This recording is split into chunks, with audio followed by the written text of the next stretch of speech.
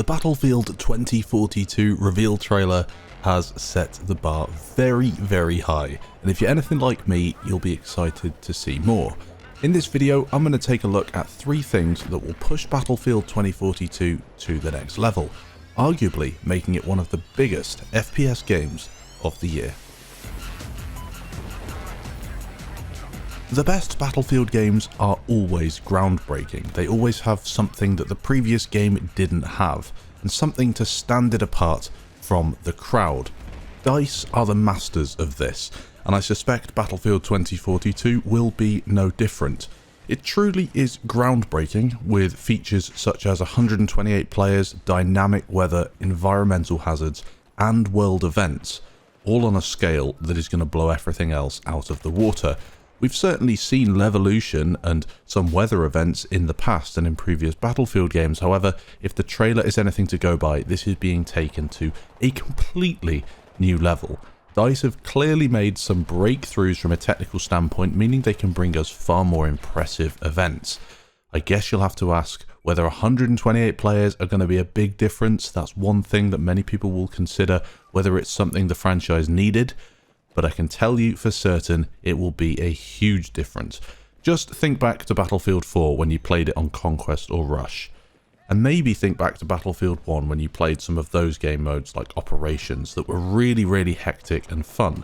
The minute you dropped from 64 players to 48 players, you had a completely different experience. In fact, I'd say that the difference is so noticeable that some maps actually play completely differently on the same mode with 48 players instead of 64. Now, double the current amount of players that you can have at the minute, from 64 to 128, that is going to be insane. To scale with that, the maps are then going to be much larger as well. They are huge in Battlefield 2042, with the largest of them absolutely smashing the record by quite some distance for the largest Battlefield map ever. But still, 128 players flying around the place, capturing objectives, will be hectic. Another few groundbreaking things coming to the game. The new Plus system is really, really cool if you ask me. With this, you can customize your weapon on the go in real time, adjusting and reacting to the situations in front of you.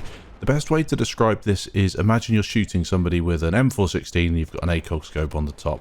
Not bad at range, the sort of thing that you might want to be using if you're looking to take somebody out across an objective. But then you realize you're being ambushed by some enemies in close quarters.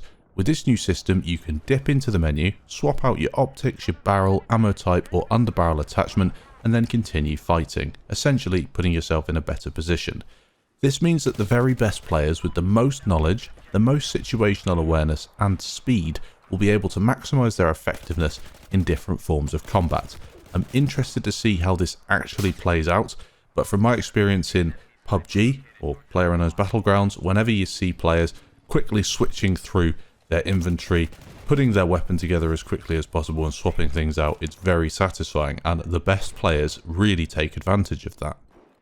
Players will also have the option to call in a land vehicle via a call-in tablet, and they can be delivered anywhere on the map. I'm not exactly sure what vehicles you can call in or how long it takes or stuff like that, but it is a really nice feature. Sometimes you find yourself stuck on Battlefield maps, especially the big ones, and as Battlefield 2042 is going to have the largest maps ever, it makes sense to have some way of getting around the map. The vehicles in this game will also be far more team and squad focused, with each seat having a purpose. The specialists are also something that's a really neat way of expanding the choice within the typical class system, so of course we'll have the assault, support, engineer and recon, but specialists will have their own unique trait and specialty, adding to the depth of gameplay once again.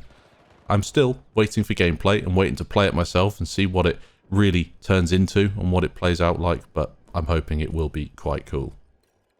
So that's the first reason why Battlefield 2042 will be exceptional. Groundbreaking tech, new things coming to the game that are going to be different than before, but also building on the things that worked. The next reason, and a really big thing to get excited about with 2042, is live service. Now, we did see live service with Battlefield 5 and it didn't quite go to plan. 1 or 2 content drops were awesome, it was cut short unfortunately, and a lot of the stuff just wasn't really what people wanted.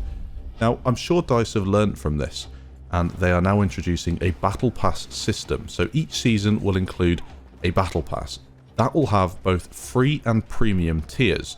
We're used to this, some stuff is free, some stuff is not, but DICE have stressed that they want to keep the community playing together in new and exciting ways. So whilst people like me, who are Battlefield crazy, will buy and unlock everything they can, some more casual players can just tag along without having to splash the cash, it seems. Each season will apparently push the narrative of the world forward. That reminds me a bit of what's happened in Fortnite over the years, what's happened in Call of Duty Warzone, essentially a story that is changing and maybe some more interesting storylines, potentially Easter eggs along the way. DICE have also said there'll be a steady stream of new content coming to the game, as opposed to with Battlefield 4 where you saw content drop, same in Battlefield 1, a DLC would drop every few months, 3 months or so. That's not so much a steady stream, that's kind of content drops. It was really good and I did enjoy the way that worked, but a live service might be dropping things a little more frequently, spreading it out over the course of a year. DICE have already announced 4 seasons with 4 battle passes, 4 new specialists and new locations, along with more fresh new content along the way. This means we'll be receiving a steady flow of new stuff throughout the first year, keeping the game current and interesting, hopefully adding to an already impressive base game. So that's a really big reason why this game might succeed. First of all, it's doing what other successful games are doing, looking at a battle pass system, looking at fresh content along the way, but trying not to split the player base. So maps and stuff, I'm guessing everyone can just jump on and enjoy, but some other stuff might require you to actually get hold of the battle pass. I'm looking forward to playing it and seeing how that one plays out. Finally, the third reason why Battlefield 2042 could be the biggest Battlefield ever is the experiences. Now, usually with Battlefield, you log in and you've got all of these different modes in multiplayer you can play. You've then got your single player experience, and potentially, like with Battlefield 5, you get an add-on mode like Firestorm. They've gone for a much more simplistic approach, which in my opinion makes a lot more sense.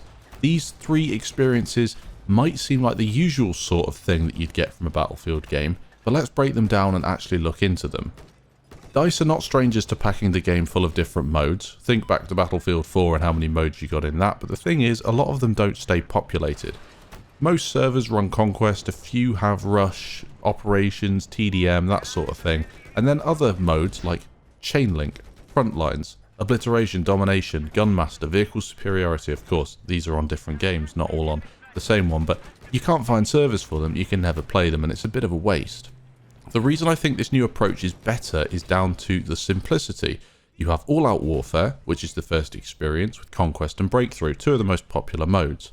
The usual experience people are after, that's what they'll play, and that's what DICE can focus on, maybe tweaking, adjusting, and everyone will really enjoy it.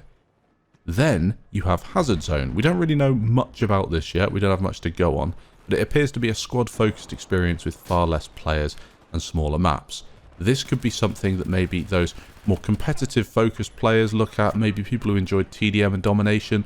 I am guessing here we'll have more information on Hazard Zone in the future, but again, a slightly different experience for a different corner of that player base.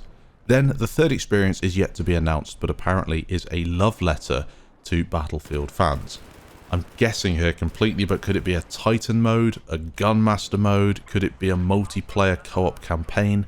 I'm really not certain here, but either way, we have 3 experiences that could cater to all of the fan base without looking too complicated. Hop on, play All-Out Warfare, that's probably what I'll focus on, but maybe somebody doesn't like that side of Battlefield and Hazard Zone is for them. Instead of having tons and tons of different servers running loads of different modes, you can keep it simple, click on the experience you want, and then enjoy what Battlefield 2042 has to offer. So that's what I think of the game so far. We don't have a whole lot of information to go on. The reveal trailer was exceptional, and if the game's anything like that, we'll be definitely enjoying this game for years to come. They're the 3 main reasons why I think this will be a big hit. What do you think? Let me know down in the comments. Thanks for watching, and I'll catch you in the next video.